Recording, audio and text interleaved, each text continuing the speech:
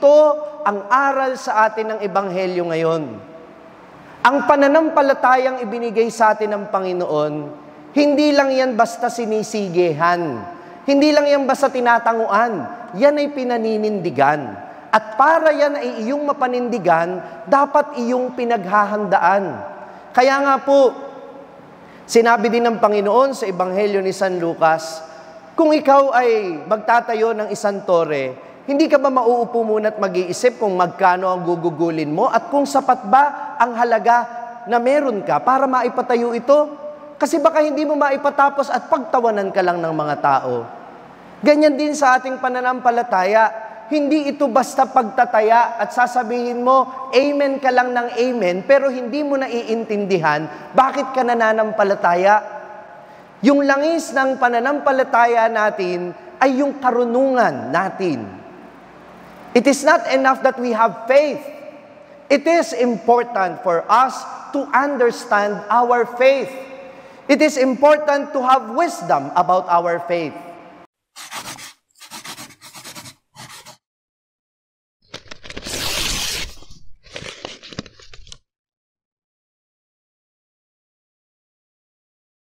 Sumainyo ang Panginoon.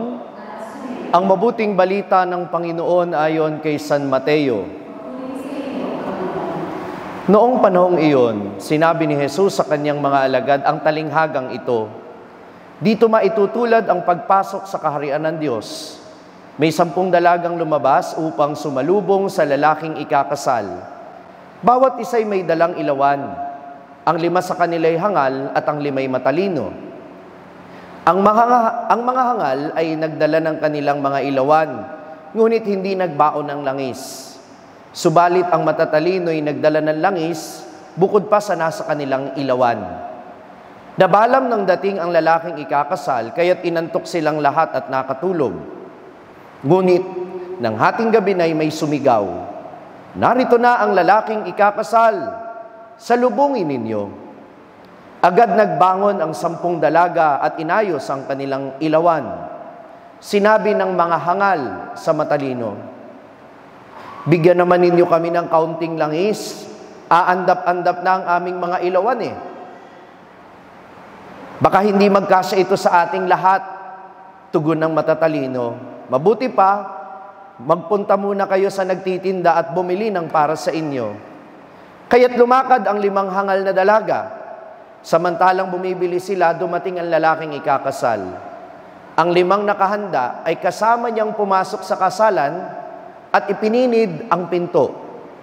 Pagkatapos dumating naman ang 5 hangal na dalaga, Panginoon, papasukin po ninyo kami. Sigaw nila, ngunit tumugon siya, sinasabi ko sa inyo, hindi ko kayo nakikilala, kaya magbantay kayo sapagkat hindi nyo alam ang araw ni ang oras. Ang mabuting balita ng Panginoon.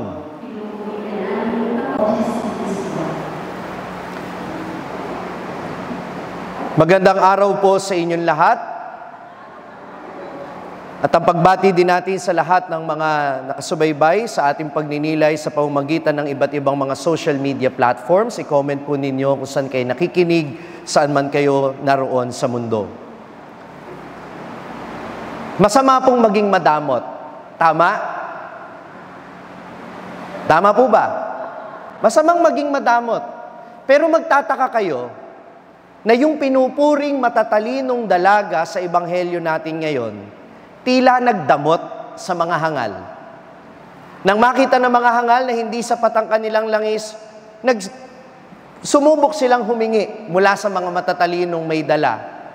Nagbigay ba ang matatalino sa kanila? Hindi. Pero ang tanong, dahil ba sa kadamutan kaya hindi sila nagbigay? Hindi. Ang katwiran ng mga matatalino'y ito. Makinig kayo. Kung bibigyan namin kayo ng langis, mababawasan yung langis namin, at kapag parehong naubos yung langis natin, walang daratnan ang lalaking ikakasal. Pare-pareho tayong wala. Kaya karamutan ba talaga ang dahilan kung bakit hindi sila nagbigay? O pinaninindigan nila yung kanilang gampanin, kaya hindi nila ikokompromiso yung kanilang ginawang paghahanda para lamang ibigay doon sa mga hindi naghanda. Minamahal kong mga kapatid, ito ang aral sa atin ng Ebanghelyo ngayon. Ang pananampalatayang ibinigay sa atin ng Panginoon, hindi lang yan basta sinisigihan. Hindi lang yan basta tinatanguan. Yan ay pinaninindigan. At para yan ay iyong mapanindigan, dapat iyong pinaghahandaan.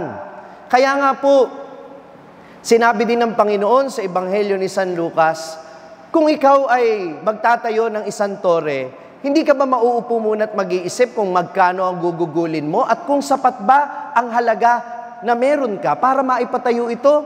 Kasi baka hindi mo maipatapos at pagtawanan ka lang ng mga tao. Ganyan din sa ating pananampalataya. Hindi ito basta pagtataya at sasabihin mo, amen ka lang ng amen, pero hindi mo naiintindihan bakit ka nananampalataya. Yung langis ng pananampalataya natin ay yung karunungan natin. It is not enough that we have faith. It is important for us to understand our faith. It is important to have wisdom about our faith. Ang pananalig na walang karunungan, pamahiin lang. Faith without wisdom is superstition. Pakiulit nga po. Kaya napakahalaga na yung pananampalataya natin ay nakabatay sa karunungang ibinibigay ng Diyos sa atin, sa pamamagitan ng salita ng Diyos, sa pamamagitan ng mga karanasan natin sa buhay. Pero paano natin ito matututunan kung hindi naman natin ito tinatanggap? Narinig natin sa unang pagbasa ngayon, yung sinasabi na ang karunungan ay napakalapit lang sa atin. Kumakatok ito sa pintuan ng ating kalooban palagi. Lahat ng nangyayari sa buhay natin may wisdom. Kapag nakikinig tayo sa salita ng Diyos, may wisdom. Pero bakit hindi natin natatanggap ang wisdom? Tanong nyo sa akin, bakit? Nakikinig lang tayo, nararanasan lang natin ang buhay, pero hindi tayo nagdadasal. Kasi sa panalangin, doon mo ina-absorb yung wisdom ng Word of God at yung wisdom na nakukuha natin sa buhay natin dito sa mundo. Pero kung hindi ka nagdadasal, take note merong mga nagsisimba pero hindi nagdadasal. They are physically present, may attendance sila sa misa, pero hindi naman sila attentive sa misa.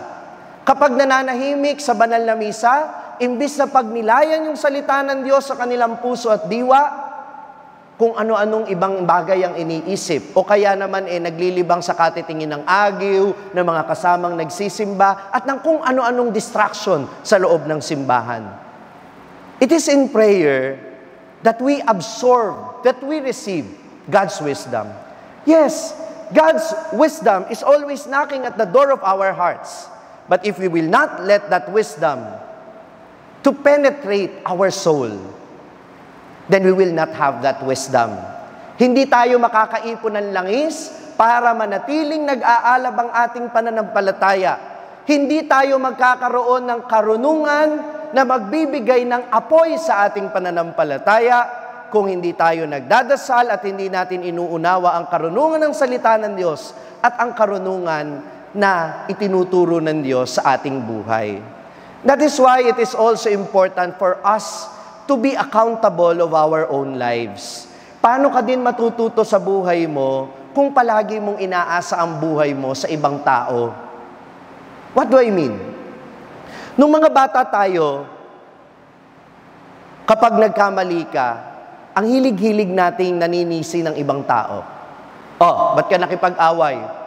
Sila po nangunguna Bakit ka nagnakaw? Hindi po ako nagnakaw nangupit lang po ako.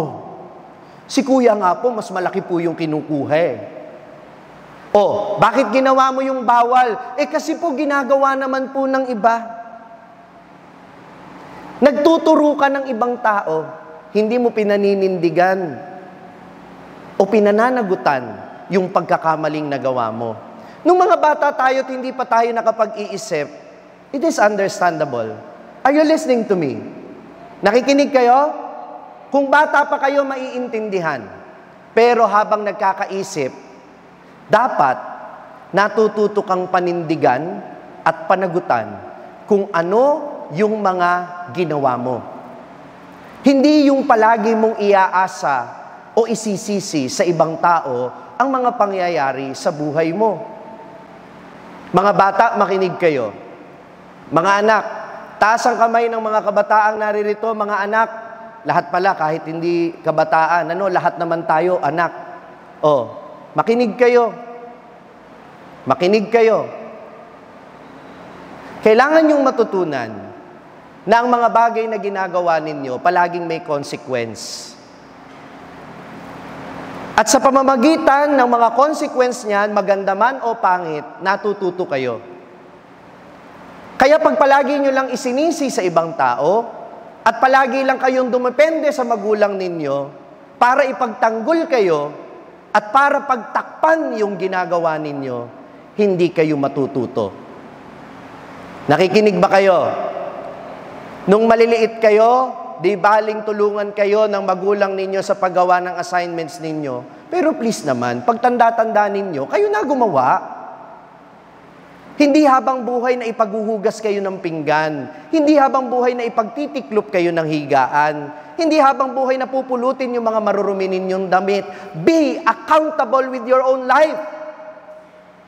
At mga magulang, turuan din naman natin yung mga anak natin na maging mapanagutan sa buhay nila. Nakikinig ba kayo mga magulang? Hindi yung may ginawa nang ang mali, pinagtatakpan pa.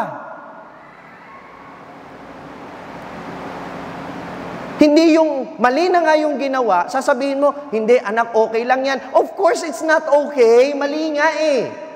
Kailangan mong sabihin sa kanya kahit masaktan siya na mali yung ginawa niya. Tanong niyo sa akin, bakit? Paano niya maitatama? Kung hindi niya i-acknowledge na mali yun.